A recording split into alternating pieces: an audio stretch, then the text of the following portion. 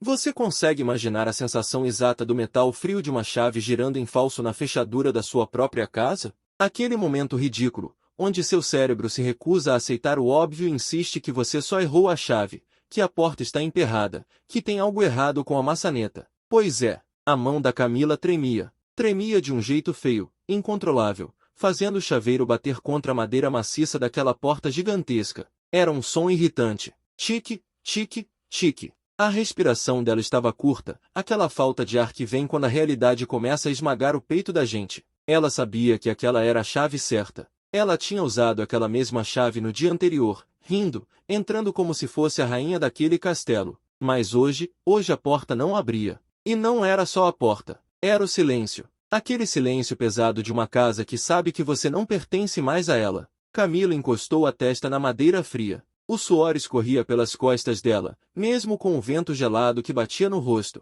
Do outro lado da porta, ela podia ouvir algo. Ou achava que podia. Passos? Passos pesados, abafados pelo tapete persa que ela mesma tinha escolhido na semana passada? Não. Devia ser coisa da cabeça dela. Daniel não faria isso. Não o Daniel que olhava para ela como se ela fosse a única mulher do mundo. Não o Daniel que tinha prometido o céu e a terra. Mas então, o celular dela vibrou no bolso. O som foi tão alto naquele silêncio mortal que ela deu um pulo. Ela puxou o aparelho com pressa, quase deixando cair no chão de pedra bruta da entrada. A tela brilhou. Uma notificação do banco. E logo abaixo, uma mensagem dele. Do Daniel. O coração dela parou. Sabe quando o mundo fica em câmera lenta? Foi assim. Ela leu a mensagem. E releu. E leu de novo, porque as palavras pareciam não fazer sentido juntas. Não era um texto longo. Não tinha drama, não tinha xingamento, não tinha nem ponto de exclamação. Eram duas frases. Secas.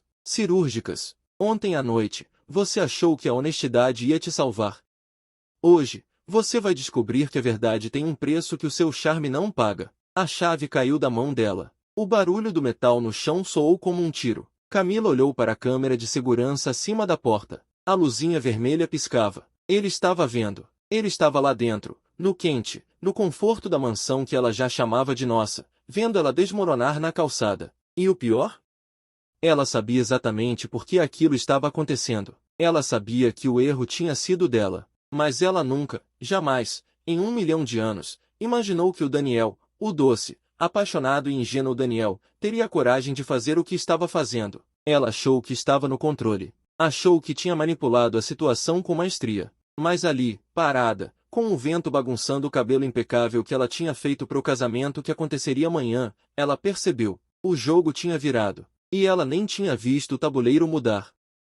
Se você odeia injustiça, se você já sentiu na pele o que é ser enganado e dar a volta por cima, já se inscreve aqui no canal agora. Porque o que vamos ver hoje não é só uma história de traição. É uma aula. Uma aula brutal sobre o que acontece quando alguém confunde bondade com fraqueza. Vamos ver quem realmente manda nessa história. Porque, veja bem, a gente sempre acha que conhece a pessoa que dorme ao nosso lado. A gente acha que sabe os segredos, os medos, os limites. Daniel achava que conhecia Camila. Camila tinha certeza absoluta que conhecia o Daniel. E é aí que mora o perigo. A arrogância da certeza. Camila era deslumbrante. Não tem outra palavra. O tipo de mulher que faz o ambiente parar quando entra. Origem humilde, batalhadora, ou pelo menos era essa a história que ela contava. Ela tinha aquele brilho no olho de quem queria vencer na vida, custe o que custasse. E o Daniel? Bom, o Daniel era o par perfeito. Empresário de sucesso, bem-sucedido, mas com aquele coração mole de quem acredita em conto de fadas. Eles formavam o casal de comercial de margarina. Fotos em Paris, jantares caros, declarações de amor públicas que deixavam todo mundo com inveja. Mas quem olhasse de perto, quem olhasse com atenção para os detalhes, começava a ver as rachaduras. E a maior rachadura de todas tinha nome e sobrenome. Mansão dos Ipês. A casa. O sonho de consumo da Camila. Ela postava fotos daquela casa todo dia. Nosso futuro lar, ela escrevia. Onde vamos construir nossa família. Parecia lindo, né? Romântico. Só que o Daniel, apesar de apaixonado, não era burro. Ele começou a notar uma coisinha aqui, outra ali. Uma ansiedade estranha. Não era ansiedade de noiva, de quem está preocupada com o vestido ou com o buffet. Era uma ansiedade burocrática. Toda vez que o assunto casamento surgia, a Camila dava um jeito de desviar para documentos. Amor, a gente precisa ver aquela questão do regime de bens, né? Ela dizia, enquanto fazia carinho no cabelo dele. Só para a gente ficar tranquilo, para eu me sentir segura. Segura. Essa era a palavra mágica dela. Ela usava como se fosse um escudo. Eu vim do nada, Dani. Eu preciso sentir que isso aqui é meu também, para eu ter segurança emocional. E o Daniel, querendo ser o herói, o provedor, concordava. Claro, meu amor. O que é meu é seu. Ele falava isso e o olho dela brilhava. Mas não era brilho de amor. Era brilho de alívio, de conquista. Teve um dia, um domingo à tarde, que foi o primeiro sinal de alerta real. Daniel estava no escritório de casa, com a porta entreaberta. Camila estava na sala, no telefone. Ela falava baixo, num tom que ela nunca usava com ele. Um tom impaciente, frio. Eu já disse que tá tudo certo. Ele vai assinar. Relaxa, ele faz tudo o que eu quero. É só eu fazer aquela cara de coitada que ele derrete. Daniel parou de digitar. O ar gelou na espinha dele. Ele ficou imóvel, segurando a respiração, esperando ouvir mais. Mas ela desligou rápido e, segundos depois, entrou no escritório com um sorriso radiante e uma xícara de café. Trouxe para você, vida. Tá trabalhando muito. Aquele contraste, a frieza no telefone versus o calor do sorriso. Aquilo plantou uma semente na cabeça do Daniel. Uma semente ruim, daquelas que crescem rápido e têm espinhos. Ele pegou o café, agradeceu, deu um beijo nela. Mas por dentro, a chave tinha girado. Ele começou a observar. Começou a testar.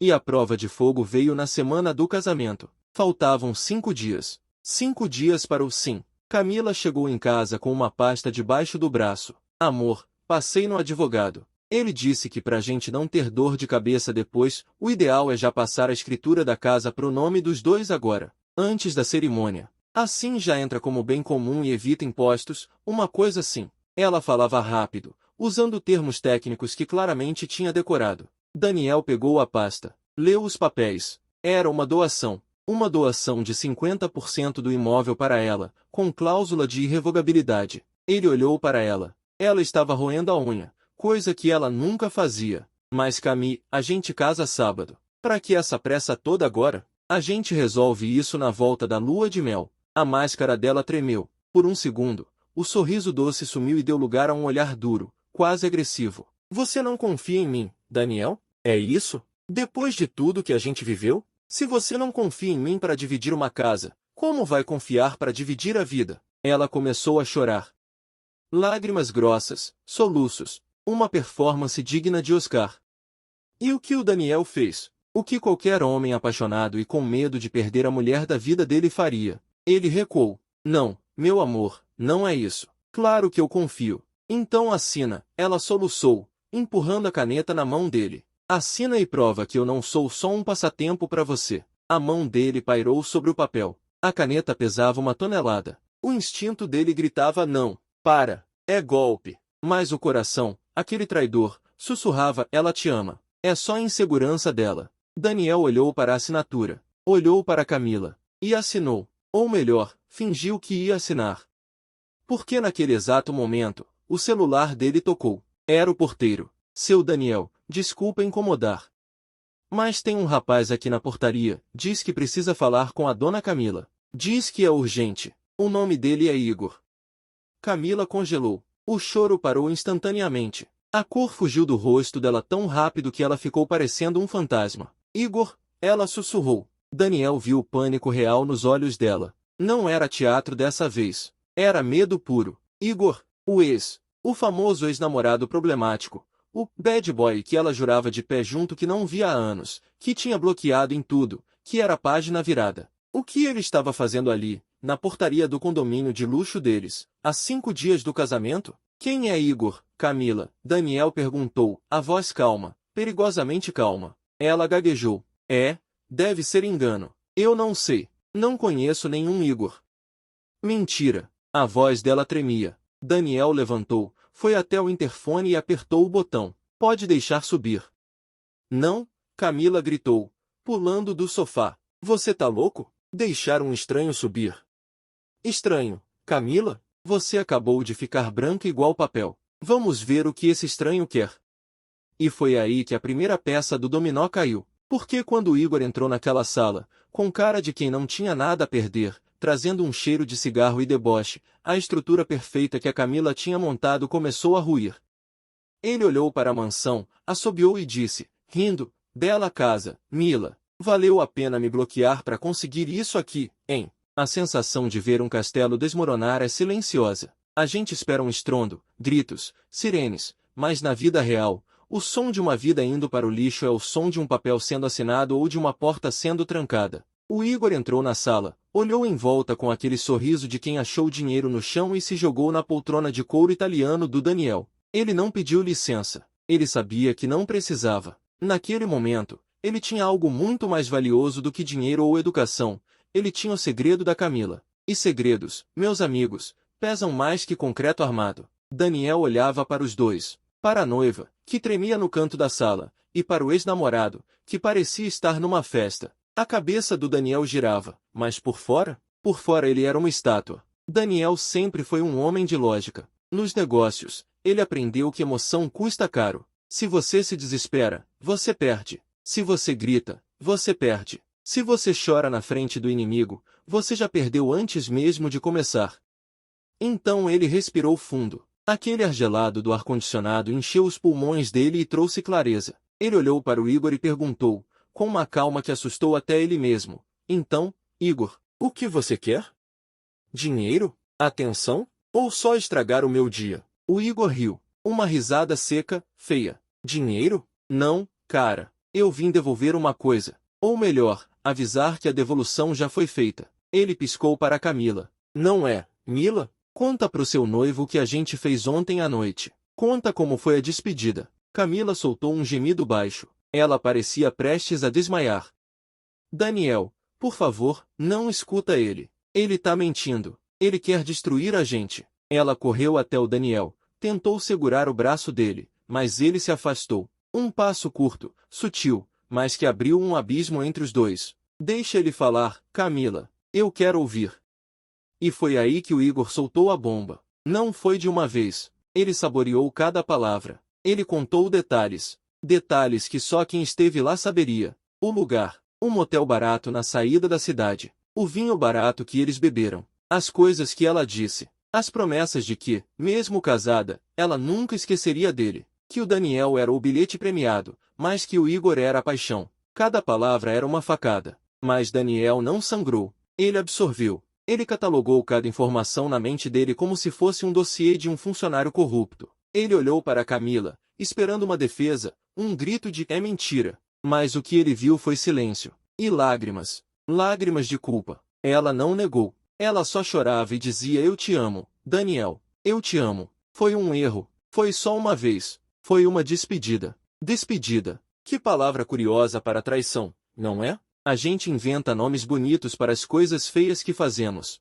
Despedida soa quase poético. Soa como algo necessário, inevitável. Mas traição é traição, não importa o nome que você dê. Daniel olhou para o relógio. Eram 2 da tarde. Ele tinha uma reunião às 3. Ele olhou para o Igor, que já tinha perdido o sorriso debochado ao ver que a reação explosiva que ele esperava não veio. Acabou? Perguntou Daniel. Já contou sua história? Já se sentiu o machão da vez? O Igor franziu a testa, confuso. Cara, você não tá ouvindo? Sua mulher dormiu comigo ontem. Ontem. Daniel assentiu, ajeitando o punho da camisa. Eu ouvi. Obrigado pela informação. Agora, se você não se importa, eu tenho coisas para resolver. A porta é serventia da casa. O silêncio que se seguiu foi ensurdecedor. O Igor levantou, meio sem jeito, meio irritado por não ter causado a briga de bar que ele queria. Ele olhou para Camila com desprezo e saiu. A porta bateu. E ficaram os dois. Daniel e Camila. O noivo e a noiva. O homem traído e a mulher que achou que podia ter tudo. Camila caiu de joelhos. Literalmente. Ela se arrastou até os pés dele, abraçou as pernas dele, sujando a calça de alfaiataria com as lágrimas e a maquiagem borrada. Me perdoa, Daniel. Pelo amor de Deus. Eu estava confusa. Eu estava com medo. O casamento, a pressão, eu tive uma recaída. Mas eu escolhi você. Eu voltei para casa. Eu tô aqui. Daniel olhou para baixo. Ele sentiu pena. Não raiva, não ódio. Pena. Pena de alguém que joga fora um diamante para pegar um caco de vidro no chão só porque o vidro brilha mais fácil. Ele colocou a mão na cabeça dela, num gesto que poderia ser de carinho, mas foi de despedida. Levanta, Camila. Se recomponha. Ela levantou, com um pingo de esperança nos olhos inchados. Você me perdoa? Daniel não respondeu. Ele foi até a mesa, pegou a pasta com a escritura da casa, aquela que ela tinha implorado para ele assinar horas antes, e guardou na gaveta. Trancou a gaveta com a chave, e colocou a chave no bolso. Nós vamos conversar depois, ele disse. Eu preciso sair, tenho que pensar. Camila tentou argumentar, tentou segurar ele, mas ele era uma parede de gelo. Ele saiu de casa, entrou no carro e dirigiu, mas ele não foi esfriar a cabeça num bar. Ele não foi chorar no ombro de um amigo. Ele foi para o escritório do advogado dele, o Dr. Arruda, um senhor de 70 anos que conhecia a lei como conhecia a palma da mão e que tinha avisado Daniel, meses atrás, cuidado com essa moça, meu filho. Quem tem muita pressa em garantir o futuro, geralmente está escondendo o passado. Naquela tarde, no escritório com cheiro de mogno e café velho, Daniel traçou o plano. Não era vingança. Vingança é passional, é suja. O que ele queria era justiça. E justiça, no mundo dele, se faz com papel e caneta. Ele explicou tudo para o advogado. A confissão, ou a falta de negação dela. A visita do ex. A pressão pela escritura. O doutor Arruda ouviu tudo, limpando os óculos com um lenço de pano. Quando Daniel terminou, o advogado suspirou. Então, meu jovem, o que você quer fazer? Cancelar o casamento é o básico. Mas e a casa? Ela já se mudou para lá, não é? As coisas dela estão lá. Ela já se sente dona. Exatamente, disse Daniel, com um brilho frio no olhar. Ela se sente dona. E é isso que vai ser a queda dela. Eu quero que ela sinta o peso da propriedade. Eu quero que ela entenda que ter a chave não significa ser dona da casa. Eles passaram as próximas 4 horas redigindo documentos, revisando cláusulas, verificando datas. E foi ali que o Daniel descobriu a arma secreta. Um detalhe jurídico minúsculo, quase invisível, na escritura original da mansão, que nem ele lembrava. A casa não estava no nome dele, pessoa física. Estava no nome de uma holding familiar que o pai dele tinha criado anos atrás, antes de morrer.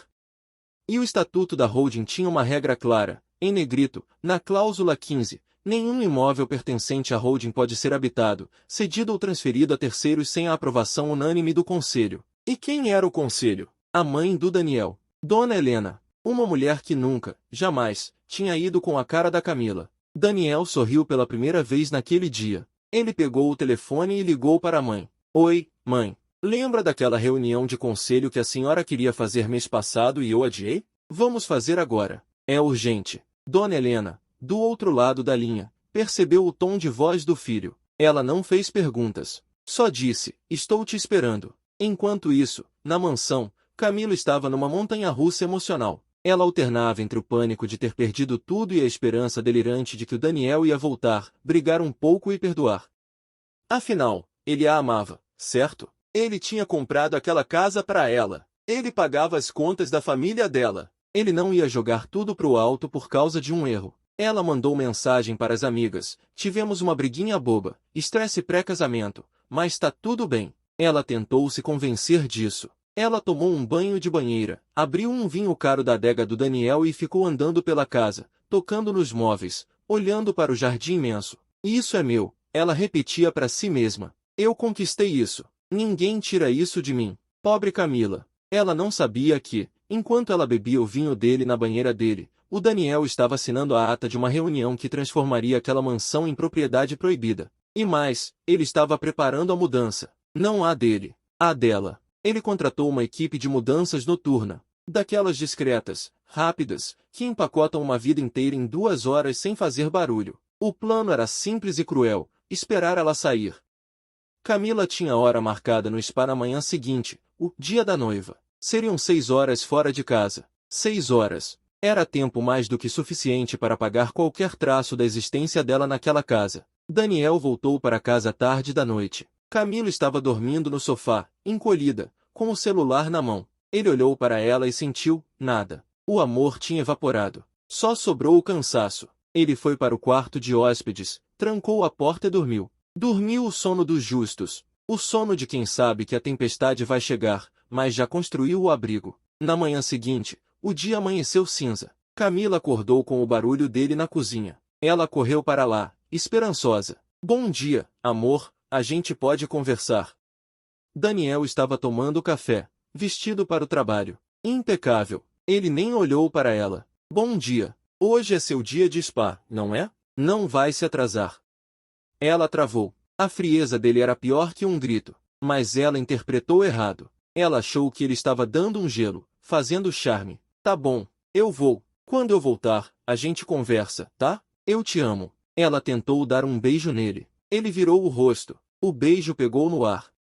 Ela engoliu o choro, pegou a bolsa e saiu. Até mais tarde, meu amor. Assim que o portão fechou e o carro dela dobrou a esquina, o Daniel pegou o telefone. Pode entrar, pessoal. O caminhão de mudança, que estava parado na rua de trás, ligou o motor. 5 homens uniformizados entraram na casa. E o trabalho começou. Roupas, sapatos, joias, porta-retratos, a coleção de bolsas que ele tinha dado, os presentes que ela tinha comprado com o cartão dele, tudo foi para as caixas. Caixas de papelão pardo, sem identificação. Nada de frágil, nada de cuidado. Era uma operação de limpeza, como se estivessem removendo um vírus do sistema. Em 3 horas, o closet dela estava vazio, o banheiro dela estava vazio, as fotos dela na sala tinham sumido. A casa voltou a ser o que era antes dela, um espaço masculino, sóbrio, sem a bagunça colorida e cara que ela tinha trazido. As caixas foram levadas para a calçada, não para dentro do caminhão, para a calçada, empilhadas como lixo reciclável esperando o caminhão da prefeitura, e começou a garoar. Uma chuvinha fina, irritante, que molhava o papelão e deixava tudo com aspecto de abandono. Daniel trocou a fechadura. Ele mesmo. Ele não chamou chaveiro. Ele queria sentir o peso da parafusadeira na mão. Ele queria ter certeza de que aquele cilindro novo era o ponto final da história. Ele colocou a chave nova no bolso. A chave velha, a que a Camila tinha, agora era só um pedaço de metal inútil. Ele sentou na poltrona, a mesma onde o Igor tinha sentado no dia anterior, e esperou. Eram 2 da tarde. O spa acabava às 2:30. Ela chegaria em 20 minutos. O telefone dele tocou. Era a mãe dele. Está feito, Daniel. Ela perguntou. Está feito, mãe. A casa está limpa. Ótimo. Eu mandei cancelar os cartões adicionais também. Só por precaução. Obrigado, mãe. Seja forte, filho. Ela vai fazer cena. Eu sei. Eu estou pronto. E ele estava. Ele ouviu o carro dela chegando. Ouviu o som do motor parando no portão. Ouviu o salto dela batendo na calçada. E então, o som que abriu nossa história. A chave na fechadura. Tique, tique, tique. O som do desespero. Daniel olhou para o monitor das câmeras. Ele viu a expressão dela mudar de confusão para terror quando viu as caixas na calçada molhada. Ela reconheceu uma bolsa que estava com a alça para fora de uma caixa rasgada. Minhas coisas, ele leu nos lábios dela. Ela largou a chave, correu até as caixas, começou a abrir desesperada. Roupas molhadas, sapatos jogados. Ela gritou, um grito agudo, que atravessou a parede dupla da mansão. Daniel! Daniel! O que é isso? Ela correu de volta para o portão, tocou o interfone freneticamente. Daniel levantou devagar. Ele caminhou até o interfone da sala. Ele apertou o botão de falar, mas não o de abrir a câmera. Ele queria que ela ouvisse apenas a voz de Deus, julgando o pecador.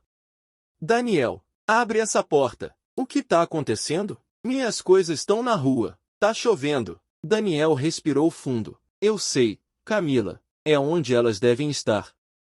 Na rua, junto com a sua lealdade. Naquele momento, algo dentro da Camila quebrou. Foi visível. A arrogância de quem se achava a dona do mundo desapareceu e, no lugar, ficou só uma menina assustada segurando um sapato de grife molhado na mão esquerda. Ela olhou para o portão, olhou para o interfone, e pela primeira vez na vida, percebeu que o silêncio do Daniel era mais perigoso que qualquer grito. Daniel, abre a porta. Eu tô encharcada. Para com essa brincadeira, amor, por favor.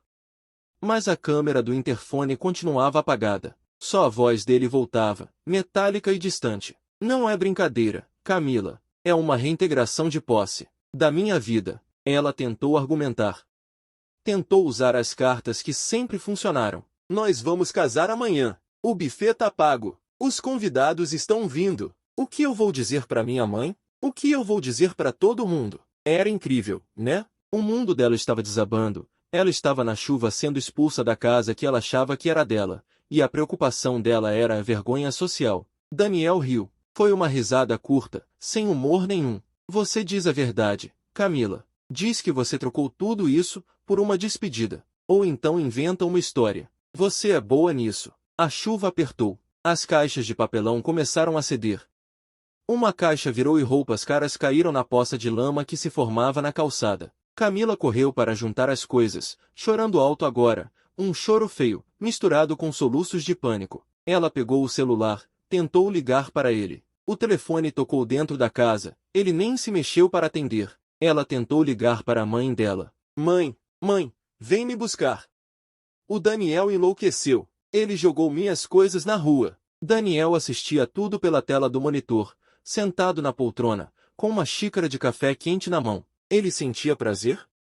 Não, ele sentia alívio. Era como tirar um sapato apertado depois de um dia longo. 20 minutos depois, um carro popular parou na frente da mansão. Era a mãe da Camila. Uma senhora simples, que sempre tratou o Daniel como um rei, mas que agora descia do carro com cara de guerra. Ela correu até a grade. Daniel, abre isso aqui agora. Que falta de respeito é essa com a minha filha? Vocês têm um compromisso. Daniel apertou o botão do interfone de novo. Dona Sônia, sinto muito. A senhora é uma boa mulher. Mas pergunte para sua filha onde ela estava ontem à noite. Pergunte para ela quem é Igor. A mãe da Camila parou. Ela olhou para a filha, que estava agachada no chão, abraçada a um vestido de noiva que, por ironia do destino, estava dentro de uma daquelas caixas e agora tinha a barra manchada de barro. Camila, a mãe perguntou, a voz falhando. O que você fez? Camila não respondeu. Só chorava. A mãe entendeu. Ela pegou o braço da filha com força. Levanta. Vamos embora. Pega o que der e vamos embora. Foi uma cena patética. Mãe e filha enfiando roupas molhadas e sapatos soltos dentro de um carro pequeno, debaixo de chuva, enquanto a mansão imponente permanecia fechada, silenciosa e inalcançável. Quando o carro finalmente saiu, deixando para trás algumas caixas que não couberam em uma poça de água suja onde antes ficava o orgulho da Camila, Daniel desligou o monitor. Ele levantou, foi até a cozinha e lavou a xícara, secou e guardou no armário. Tudo estava no lugar. Ele pegou o telefone e ligou para o cerimonialista. Cancele tudo. Buffet, decoração, banda, tudo. Mas senhor Daniel, é amanhã. A multa vai ser de 100%. Eu não perguntei o preço. Eu mandei cancelar.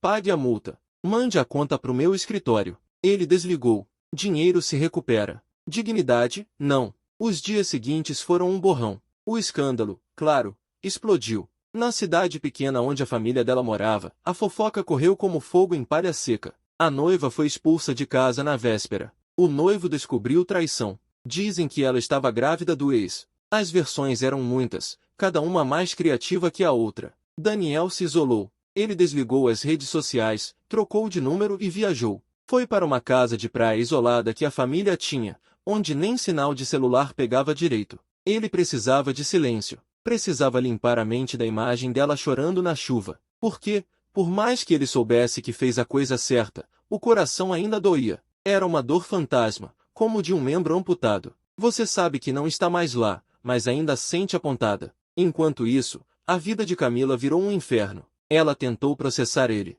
Tentou alegar união estável. Tentou dizer que ajudou a construir o patrimônio. Tentou até danos morais pela humilhação pública. Mas o doutor Arruda era um tubarão. Ele apresentou as provas, as mensagens, o depoimento do porteiro sobre a visita do Igor. E, a cartada final, a escritura da mansão. Excelência, o advogado disse na audiência preliminar, a autora da ação reivindica direitos sobre um imóvel que sequer pertence ao réu. A casa é propriedade de uma holding, com cláusula de usufruto restritivo. Ela nunca foi dona. Ela era, no máximo, uma hóspede não pagante. O juiz indeferiu o pedido em 10 minutos. Camila saiu do tribunal sem casa, sem marido e com uma dívida de custas processuais que ela levaria anos para pagar. Mas a virada real não foi essa. A virada aconteceu 6 meses depois. Daniel já tinha voltado para a cidade. Estava focado no trabalho, a empresa crescendo, a vida voltando aos trilhos. Ele ainda morava na mansão, mas tinha mudado a decoração. Nada lá lembrava ela. Numa terça-feira qualquer, Ele estava saindo de um restaurante no centro quando viu uma cena que o fez parar. Do outro lado da rua, estava o Igor. O bad boy, a paixão, o pivô da separação. Ele estava encostado no carro velho dele, gritando com alguém. E a pessoa com quem ele gritava era a Camila. Ela estava diferente. O cabelo não tinha mais aquele brilho de salão caro. As roupas eram simples. Ela parecia cansada, envelhecida. Igor gesticulava, agressivo. Eu já disse que não tenho dinheiro. Você que se vire. Você que perdeu o ricaço. O problema é seu. Camila tentava acalmar ele, segurando no braço dele, mas ele a empurrou. Não foi um empurrão forte, mas foi o suficiente para ela tropeçar. Daniel sentiu um impulso de ir lá. O herói dentro dele quis atravessar a rua e defender a dama. Mas ele parou. Ele olhou para os dois e percebeu a ironia cruel do destino. Ela tinha trocado a segurança, o respeito e o amor de um homem que a tratava como rainha, pela instabilidade e desprezo de um homem que a tratava como um estorvo. Ela tinha feito a escolha dela. E aquela cena na calçada, aquela briga feia e pública, era apenas a consequência natural dessa escolha. Ele entrou no carro dele, um sedã blindado, silencioso e confortável. Ele ligou o motor e saiu devagar. Pelo retrovisor, ele viu Camila chorando na calçada, enquanto Igor entrava no carro e saía cantando pneu, deixando ela sozinha de novo. Foi a última vez que ele a viu. 2 anos se passaram. A história virou lenda na cidade, daquelas que as pessoas contam em mesas de bar. Lembra do Daniel? Aquele que despejou a noiva na chuva. Alguns diziam que ele foi cruel demais. Outros diziam que ele foi pouco. Mas a verdade é que ninguém sabe o peso que o outro carrega até ter que carregar também. Daniel nunca mais foi o mesmo. Ele ficou mais duro, mais cético. Ele ainda acreditava no amor? Talvez. Mas agora, ele lia as entrelinhas. Ele checava as escrituras. Ele sabia que confiança não se dá de presente, se aluga, e o aluguel é caro e renovado dia a dia. Hoje, a mansão ainda está lá, imponente. Mas dizem que, às vezes, em noites de chuva, se você passar na frente do portão, você ainda consegue sentir a energia pesada daquele dia. A lembrança de que castelos de mentira não aguentam tempestades de verdade. E a Camila? Bom, dizem que ela mudou de cidade. Começou do zero. Trabalha numa loja de roupas. Vive uma vida comum. Talvez ela tenha aprendido. Talvez não. Mas uma coisa é certa. Toda vez que ela pega uma chave para abrir a porta do apartamento alugado onde ela mora hoje, ela deve lembrar do som daquela chave girando em falso. Tique, tique, tique. O som de quando ela tinha tudo, e jogou fora por nada. Se essa história te fez pensar, se te fez sentir raiva ou pena, ou se serviu de alerta para você valorizar quem está do seu lado de verdade, deixa o seu like. Comenta aqui embaixo. O que você faria no lugar do Daniel? Teria perdoado? Teria expulsado? A gente se vê na próxima história. Porque a vida, meus amigos, é o roteirista mais cruel que existe. O problema dos mentirosos não é que eles acham que são mais espertos que todo mundo. O problema é que eles acham que a memória das pessoas é curta. Eles apostam no esquecimento. E muitas vezes, eles acertam. As pessoas cansam de odiar. Elas perdoam, ou pelo menos esquecem os detalhes. Mas o Daniel? O Daniel não esqueceu. Ele tinha uma pasta no computador dele chamada Arquivo C. Dentro dela, havia prints. Havia áudios. Havia datas. Ele nunca abriu aquilo. Nunca postou na internet. Nunca usou para humilhar a Camila publicamente além daquele dia na frente do portão. Mas ele sabia que estava lá. Era o seguro dele contra a dúvida. Porque, acreditem, a dúvida vem. Nos meses que se seguiram, houve noites em que o Daniel acordou suando frio, sonhando com ela, sonhando com o cheiro dela, com o jeito que ela ria quando assistia um filme de comédia no sofá. Nesses momentos, a mente dele pregava peças. Será que eu fui muito duro? Ele pensava. Será que uma traição merece uma condenação perpétua? A solidão é perigosa, meus amigos. Ela faz a gente negociar com o inaceitável. Ela faz a gente achar que metade de um amor falso é melhor do que nenhum amor. Mas aí, ele lembrava do Igor. Do deboche. Da frase "a despedida foi incrível", e a pena passava. A saudade virava nojo, e ele voltava a dormir. 1 ano depois daquele dia chuvoso, o telefone do escritório dele tocou. Era uma voz que ele não ouvia há tempos. Daniel? É a Sônia, mãe da Camila. O coração dele deu um pulo. Não de medo, mas de alerta. Dona Sônia, aconteceu alguma coisa? A senhora do outro lado parecia cansada. A voz dela carregava um peso que não tinha antes. Meu filho, eu sei que não tenho direito de te pedir nada. Sei o que a minha filha fez. Mas, ela não tá bem, Daniel. Ela tá perdida. Daniel respirou fundo. Ele respeitava a dona Sônia. Ela era uma mulher honesta que teve o azar de criar uma filha que se perdeu na ambição. O que a senhora quer, dona Sônia? Ela vai casar, Daniel. O silêncio na linha durou uns 5 segundos. Casar? Casar com quem, dona Sônia? Com o Igor. Ela voltou para ele de vez. Diz que ele mudou, que ele tá trabalhando, mas eu sei que não tá. Ele tá vivendo do dinheiro que sobrou das joias que ela vendeu. E agora ele convenceu ela a vender a casa da avó. A única herança que ela tem. Daniel fechou os olhos. Ele podia ver o cenário perfeitamente. O ciclo se repetindo. O predador e a presa, só que agora a presa não tinha mais carne, só ossos. E por que a senhora tá me ligando? Porque ela ainda te ouve, Daniel. No fundo, ela sabe que você foi o único homem que prestou na vida dela. Se você falar, se você avisar. Dona Sônia, Daniel interrompeu, a voz suave mais firme. Eu não sou o salvador da sua filha. Eu sou a lição que ela não aprendeu. Se eu aparecer agora, o Igor vai usar isso contra ela. Vai dizer que ela ainda gosta de mim, que tá me procurando. Vai ser pior. A mulher chorou do outro lado. Um choro de mãe que sabe que o filho está caminhando para o abismo e não tem corda para puxar de volta. Eu sinto muito, Daniel. Sinto muito por tudo. Eu também, dona Sônia. Fique bem. Ele desligou. Ele ficou olhando para o telefone por um tempo. Ele poderia ligar? Poderia. Poderia tentar salvar a Camila de si mesma? Talvez. Mas ele aprendeu, da maneira mais difícil, que você não pode salvar alguém que não quer ser salvo. Você só acaba se afogando junto. 3 meses depois, o convite chegou. Não para ele, claro, mas cidade pequena. Vocês sabem como é, alguém tirou uma foto e mandou no grupo do futebol. Olha quem vai casar.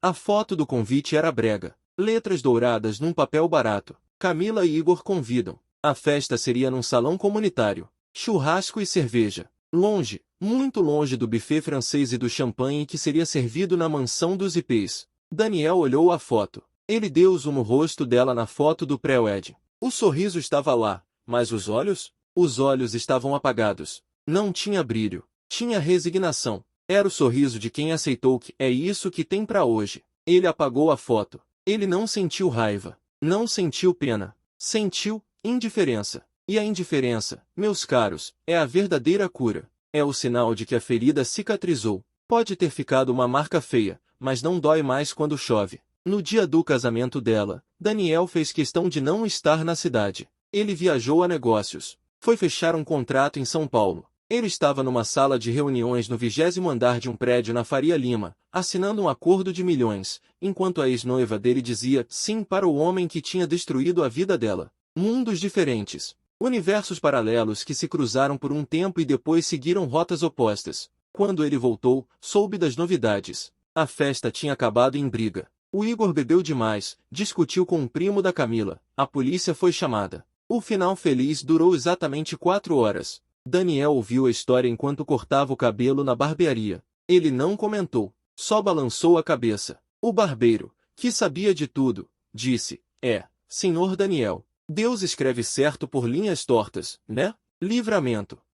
Daniel respondeu, olhando para o espelho. Livramento. E a vida seguiu. Daniel conheceu outra pessoa. Não foi logo, não foi fácil. Ele tinha barreiras agora. Muros altos com arame farpado e cães de guarda. A nova namorada, a Luísa, teve que ter paciência. Ela era diferente da Camila em tudo. Discreta, trabalhadora. Não ligava para a mansão, preferia o apartamento dele no centro. Casa grande dá muito trabalho, ela dizia. E o Daniel sorria, porque sabia que ela estava falando a verdade. Com a Luísa, não tinha pressa de assinar papel. Não tinha ultimato. Tinha parceria. Um dia, limpando umas gavetas antigas, a Luísa achou uma caixa. Dentro, tinha um anel. O anel de noivado da Camila. Daniel tinha esquecido de vender. Ou talvez, lá no fundo, tivesse guardado como um troféu de guerra. Luísa pegou o anel, olhou para o Daniel e perguntou, o que você vai fazer com isso? Daniel pegou a joia. Era bonita. Diamante solitário, clássico. Valia um carro popular. Ele olhou para o anel e viu, refletido na pedra, todo o drama, toda a dor, toda a chuva daquele dia. Vou vender, ele disse. E com o dinheiro, a gente faz uma viagem. Mas não para Paris. Vamos para um lugar novo. Um lugar onde ninguém conhece a gente. Eles venderam o anel. E viajaram. E foi nessa viagem, sentado numa praia deserta, olhando o mar, que o Daniel finalmente entendeu. A traição da Camila não foi sobre ele. Não foi porque ele era insuficiente. Não foi porque ele falhou. Foi sobre ela. Sobre o vazio dela. Entender isso tirou o último peso que ele carregava nas costas. Ele não era a vítima. Ele era o sobrevivente. Hoje, se você passar pela mansão dos IPs, vai ver que ela foi vendida. Daniel não quis mais morar lá. Era muita história para pouca parede. Ele vendeu, comprou uma casa menor, mais aconchegante, num bairro tranquilo. A Luísa está grávida do primeiro filho deles. Um menino. E a Camila? Bom,